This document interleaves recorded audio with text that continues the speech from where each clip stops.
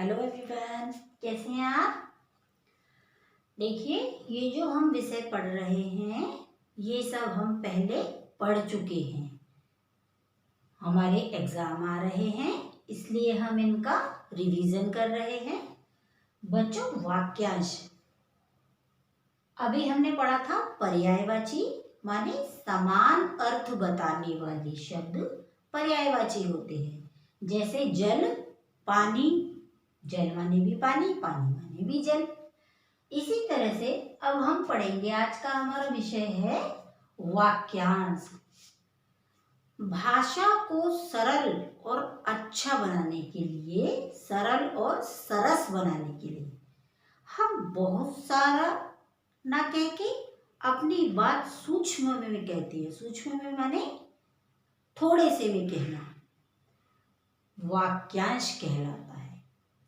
अपनी बात को लंबी चौड़ी ना कहकर छोटे से रूप में कहना वाक्यांश कहलाता है। जैसे किसान, अब जब हम किसान बोलते हैं तो हमें याद आ जाता है कि किसान कौन होता है, जो खेती करता है ना। तो हम किसान ने खेत में बीज बोए, एक ही छोटा सा वाक्य बन गया। अब जैसे हम इसको लिखेंगे, खेत में बीज बोने वाला, खेत में बीज बोने वाले ने बीज बोए, बीज बोए। अब कितना अजीब लग रहा है, ये लग रहा है ना। यदि हम इसे सरल और सुंदर बनाए, इस वाक्य को सरस बनाए तो कैसे बनेगा। किसान ने खेत में बीज बोए, किसान ने खेत में बीज बोए।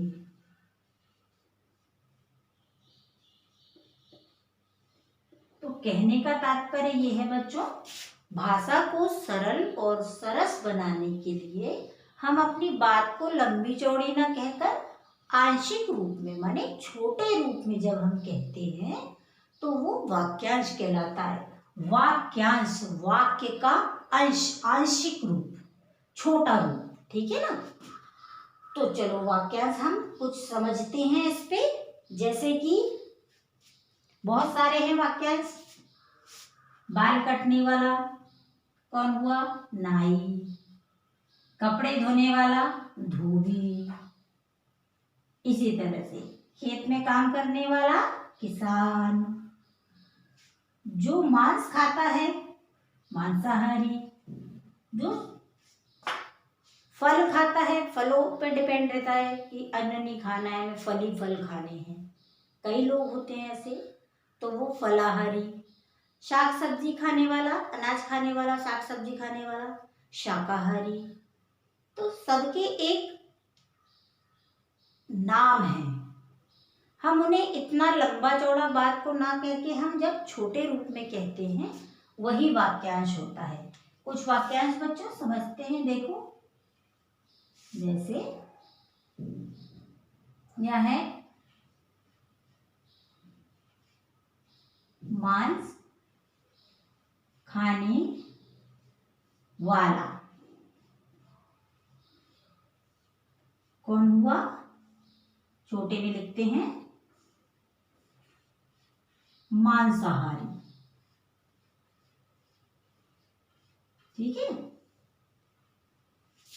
मांस खाने वाला। अब हम मांस खाने वाला इतना ना कह के हम यदि ये कह देते हैं कि वह मांसाहारी है तो हमें समझ में आ जाएगा कि वह मांस खाता है, इसीलिए उसके लिए ये शब्द प्रयोग में आया है, मांसाहारी।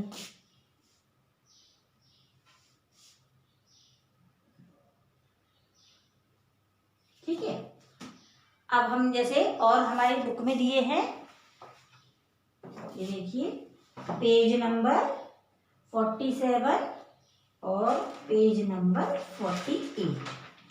इस पे बच्चों बहुत सारे दिए हैं। देखो, मैंने पहले भी आपको कुछ सरल सरल करवाए थे, वही आपको पढ़ने हैं, ये सारे नहीं पढ़ने हैं। जो हमने कराए हैं मैं आपको समझाने के लिए बता रही हूँ। अब जैसे कि हमारा है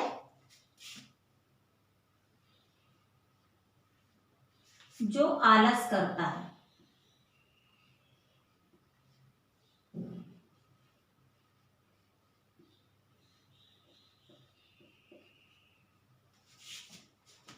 मेरा मित्र बहुत आलस करता है।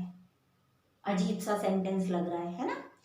यदि हम कह देंगे मेरा मित्र आलसी है, तो आलसी शब्द से क्या होगा कि हमें समझ में आ जाएगा वह आलस करता है।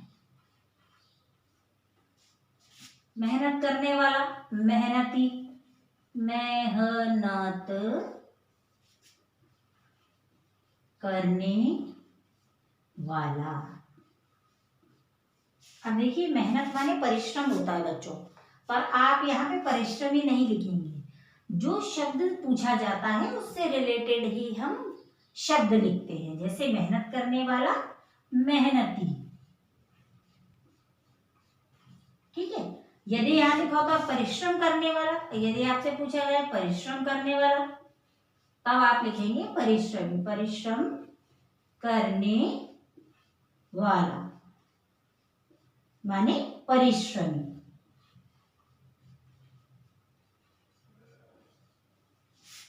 अर्थ दोनों का एक है, पर जहां जो शब्द पूछा जाए उसी से रिलेटेड हम वाक्यांश लिखेंगे।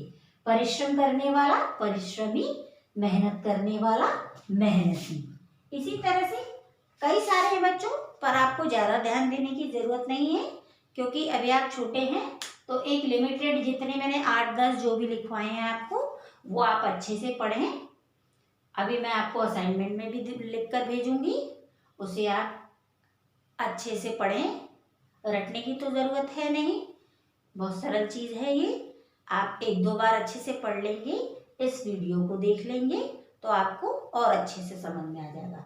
जैसे इससे के अलावा और भी हैं, कपड़े धोने वाला, धोबी, जो मिट्टी के बर्तन बनाता है, कुम्हार, जो सोने के आभूषण बनाता है वो सुनार, मिठाई बनाने वाला हलवाई। इसी तरह की छोटे छोटे वाक्यांश है जो आपको इजीली 1-2 बार पढ़ने में याद हो जाएंगे। इससे रिलेटेड बच्चों खाली स्थान भी है, तो हम फिल इन द ब्लैंक समझते हैं कि इससे पहले भी मैं करा चुकी हूँ आपको, अभी हम दोबारा समझेंगे ताकि एग्जाम में अगर आए तो आप उसमें गलती ना करें, ठीक है। तो अब हम खाली स्थान पढ़ेंगे।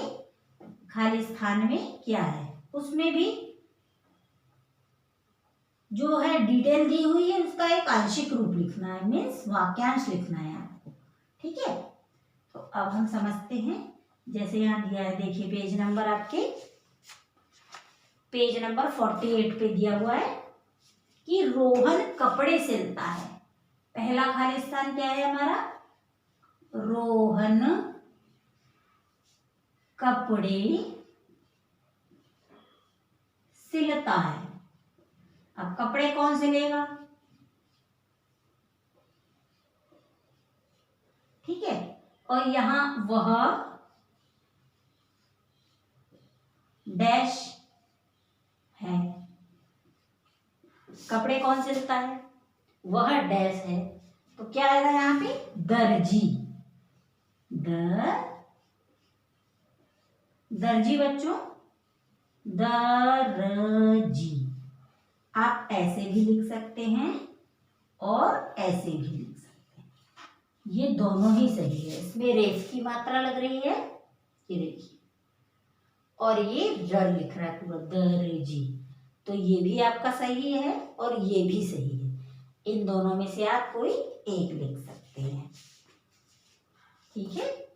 तो रोहन कपड़े सिलता है, रोहन कौन है, दर्जी है। जो शब्द हम भरते हैं उस पर हम अंडरलाइन कर देते हैं, ठीक है। अब दूसरा है हमारा, अनमोल मांस खाता है। अनमोल, अनमोल एक नाम है, मांस खाता है। कौन हुआ वो? खाता है। वह कौन है? मांस खाने वाला। अभी हमने पढ़ा था मांसाहारी।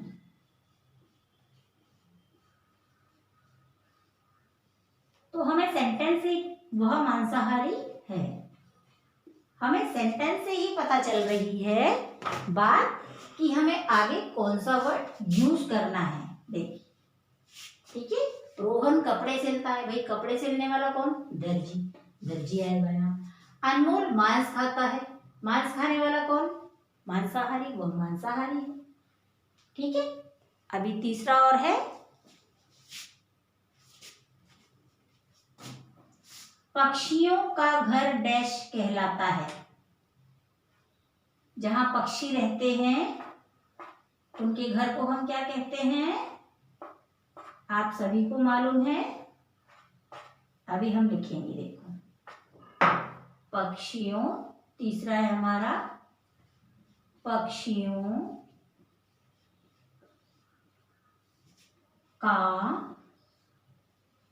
घर डैश कहलाता है।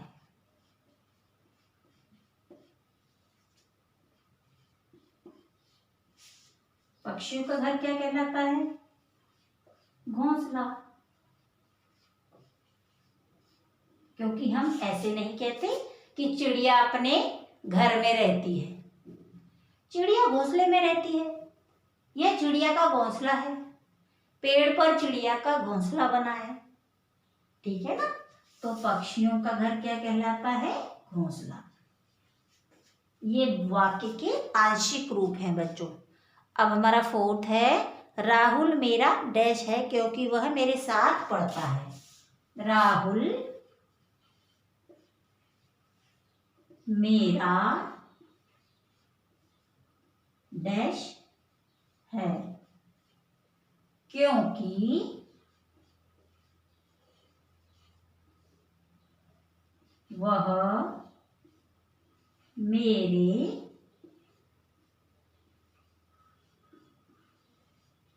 साथ पढ़ता है। साथ पढ़ने वाला कौन हो बच्चों? सहपाठी। सह माने साथ, पाठी माने पढ़ने वाला। सहपाठी। तो राहुल मेरा सहपाठी है, वह मेरे साथ पढ़ता है। तो यहाँ आएगा सहपाठी। सह माने साथ, पाठी माने पढ़ने वाला, साथ पढ़ने वाला। तो ये हमारे फिल इन द ब्लैंक्स थे। आपने समझे? वाक्यांश एक दो बार आप और पढ़ेंगे उन्हें तो और अच्छी तरह से आपको याद हो जाएंगे। असाइनमेंट में जो आएंगे बच्चों, उनको आप अपनी कॉपी में उतार लें और उन्हें एक दो बार अवश्य पढ़ें, क्योंकि एग्ज़ाम में अगर ये यदि आएंगे ही, या कोर्स में है तो आएंगे, तो उसमें आप कोई गलती ना करें। ठीक है? धन्यवाद।